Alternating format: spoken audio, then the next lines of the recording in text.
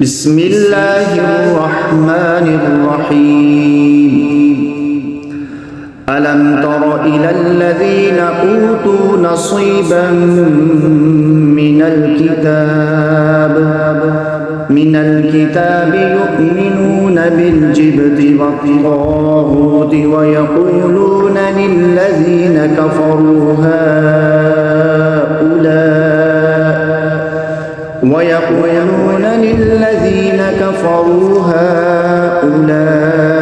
أهدى من الذين آمنوا سبيلا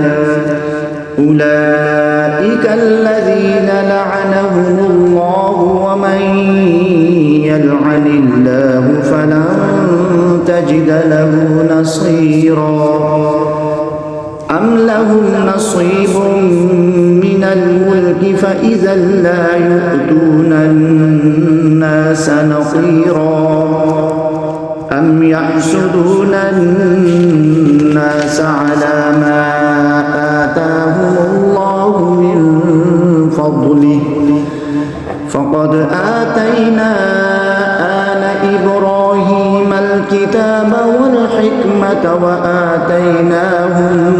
ملكا عظيما فمنهم من آمن به ومنهم من صد عنه وكفى بجهنم سعيرا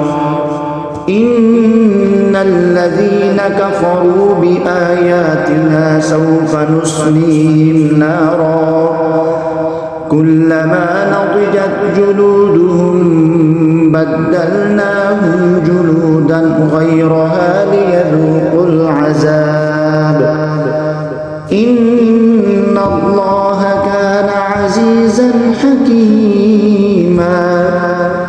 والذين آمنوا وعملوا الصالحات سندخلهم جنات